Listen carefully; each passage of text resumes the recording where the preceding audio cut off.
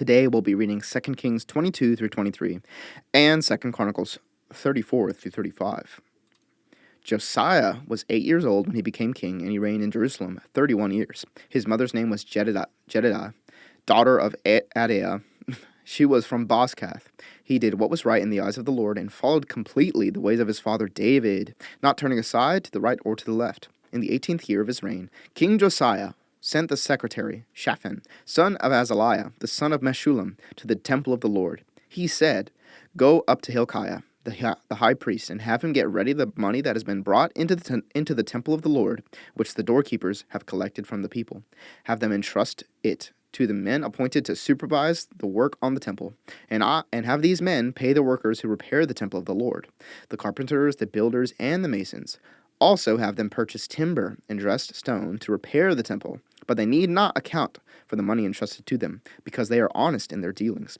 Hilkiah the priest said to Shaphan the secretary, "I have found the book of the law in the temple of the Lord." He gave it to Shaphan, who read it. Then Shaphan the secretary went to the king and reported to him, "Your officials have paid out the money that was in the temple of the Lord and have entrusted it to the workers and supervisors at the temple." Then Shaphan the secretary informed the king, "Hilkiah the priest has given me a book," and Shaphan read from it in the presence of the king. When the king heard the words of the book of the law, he tore his robes. He gave these orders to Hilkiah the priest, Ahikam, son of Shaphan, Achbor, son of Micaiah, Shaphan the secretary, and Asaiah, the king's attendant. "Go and inquire of the Lord for me, and for the people, and for all Judah about what is written in this book that has been found. Great is the Lord's anger that burns against us, because those who have gone before us have not obeyed the words of this book. They have not acted in accordance with all that is written there concerning us." Hilkiah the priest, Ahikam, Achbor, Shaphan, and Asaiah went to speak to the prophet Huldah, who was the wife of Shallum, son of Tikvah, the son of Haras, keeper of the wardrobe. She lived in Jerusalem in the new quarter. She said to them, "This is what the Lord, the God of Israel, says. Tell the man who sent you to me, this is what the Lord says. I am going to bring disaster on this place and its people, according to everything written in the book the king of Judah has read, because they have forsaken me and burned incense to other gods and aroused my anger by all the idols their hands have made. My anger will burn against this place and will not be quenched. Tell the king of Judah, who sent you to inquire of the Lord, this is what the Lord, the God of Israel, says, concerning the words you heard. Because your heart was responsive and you humbled yourself before the Lord when you heard what I have spoken against this place and its people, that they would become a curse and be laid waste, and because you tore your robes and wept in my presence, I also have heard you, declares the Lord. Therefore I will gather you to your ancestors, and you will be buried in peace. Your eyes will not see all the disaster I am going to bring on this place." So they took her answer back to the king. Then the king called together all the elders of Judah and Jerusalem. He went up to the temple of the Lord with the people of Judah, and the inhabitants of Jerusalem, the priests and the prophets, all the people from the least to the greatest. He read in their hearing all the words of the book of the covenant, which had been found in the temple of the Lord. The king stood by the pillar and renewed the covenant in the presence of the Lord, to follow the Lord and keep his commands, statutes, and decrees with all his heart and all his soul, thus confirming the words of the covenant written in this book. Then all the people pledged themselves to the covenant. The king ordered Hilkiah the high priest, the priests next in rank, and the doorkeepers to remove from the temple of the Lord all the altars made for Baal and Asherah and all the starry hosts. He burned them outside Jerusalem in the fields of the Kidron Valley and took the ashes to Bethel. He did away with the idolatrous priests appointed by the kings of Judah to burn incense on the high places of the towns of Judah and on those around Jerusalem. Those who burned incense to Baal, to the sun and moon, to the constellations, and to all the starry hosts. He took the Asherah pole from the temple of the Lord to the Kidron Valley outside Jerusalem and burned it there. He ground it to powder and scattered the dust over the graves of the common people. He also tore down the quarters of the male shrine prostitutes that were in the temple of the Lord, the quarters where women did weaving for Asherah. Josiah brought all the priests for the towns of Judah and desecrated the high places, from Geba to Beersheba, where the priests had burned incense. He broke down the gateway at the entrance of the gate of Joshua, the city governor, which was on the left of the city gate. Although the priests of the high places did not serve at the altar of the Lord in Jerusalem, they ate unleavened bread with their fellow priests. He desecrated Topheth, which was in the valley of Ben-Hinnom, so no one could use it to sacrifice their son or daughter in the fire to Molech. He removed from the entrance to the temple of the Lord the horses that the kings of Judah had dedicated to the sun.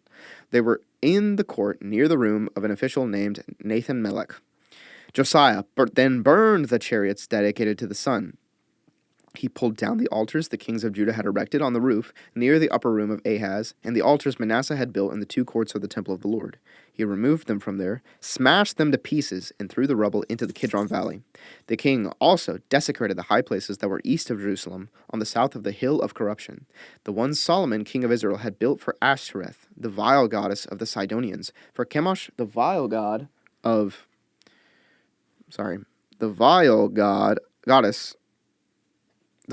Moab, and for Molech, the detestable god of the people of Ammon. Josiah smashed the sacred stones and cut down the Asherah poles and covered the sites with human bones. Even the altar at Bethel, the high place made by Jeroboam, son of Nebat, who had caused Israel to sin. Even that altar and the high place he demolished. He burned the high place and ground it to powder, and burned the Asherah pole also. Then Josiah looked around, and when he saw the tombs that were there on the hillside, he had the bones removed from them and burned on the altar to defile it, in accordance with the word of the Lord proclaimed by the man of God who foretold these things. The king asked, "What is that tombstone I see?" The people of the city said, "It marks the tomb of the man of God who came from Judah and pronounced it against the altar of Bethel, the very things you have done to it." "Leave it alone," he said. "Don't let anyone disturb his bones." So they spared his bones and those of the prophet who had come from Samaria. Just as he had done at Bethel, Josiah removed all the shrines at the high places that the kings of Israel had built in the towns of Samaria, and that had aroused the Lord's anger. Josiah slaughtered all the priests of those high places on the altars, and burned human bones on them. Then he went back to Jerusalem. The king gave this order to all the people: "Celebrate the Passover to the Lord your God, as it is written in this book of the covenant. Neither in the days of the judges who led Israel, nor in the days of the kings of Israel and the kings of Judah had any such Passover been observed. But in the 18th year of King Josiah, this Passover was celebrated to the Lord in Jerusalem.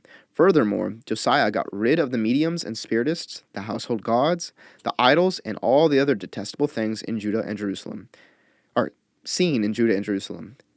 This he did to fulfill the requirements of the law written in the book that Hilkiah the priest had discovered in the temple of the Lord.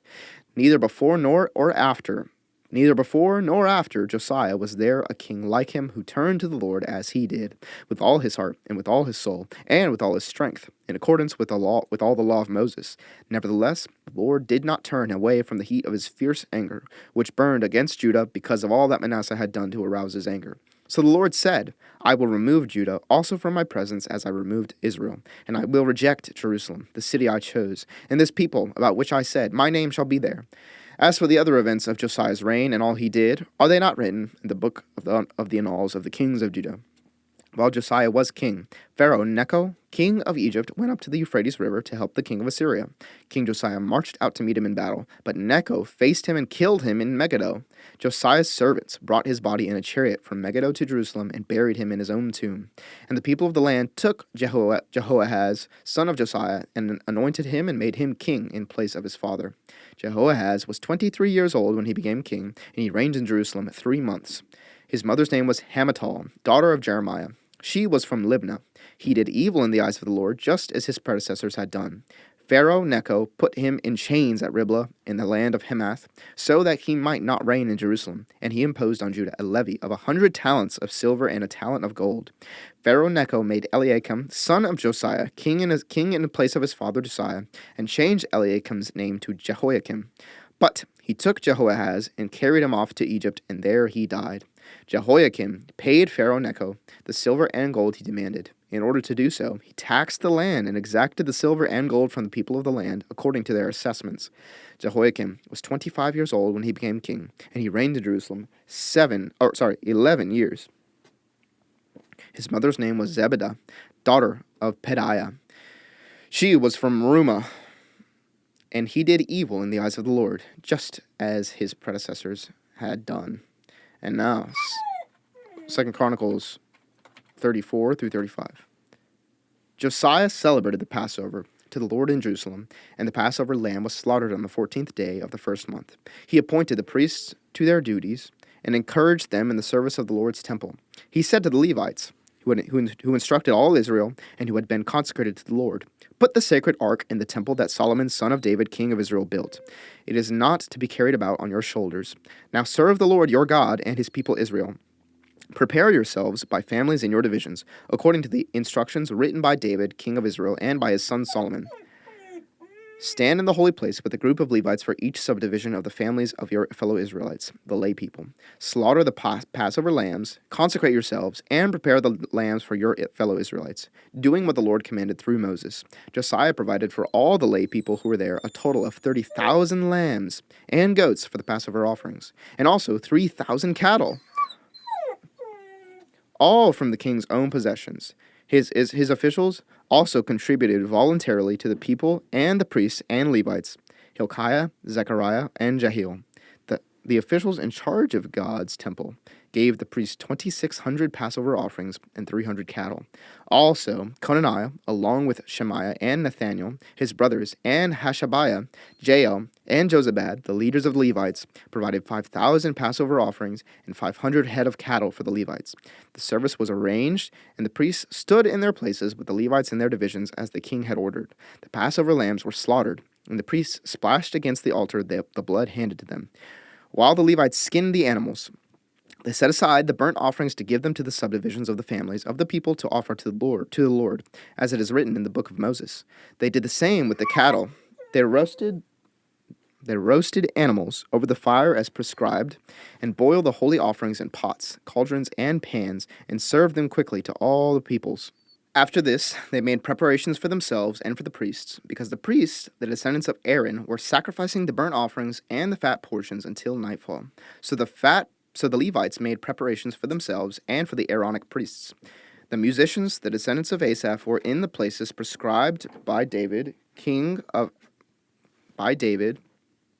Asaph, Heman, and Jeduthun, the king's seer. The gatekeepers at each gate did not need to leave their posts because their fellow Levites made the preparations for them. So at that time, the entire service of the Lord was carried out for the celebration of the Passover and the offering of burnt offerings on the altar of the Lord, as King Josiah had ordered.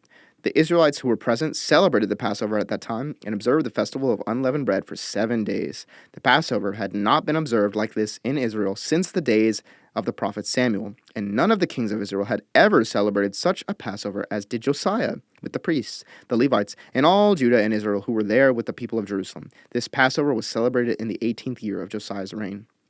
After all this, when Josiah had set the temple in order, Necho, king of Egypt, went up to fight at Carchemish on the Euphrates, and Josiah marched out to meet him in battle.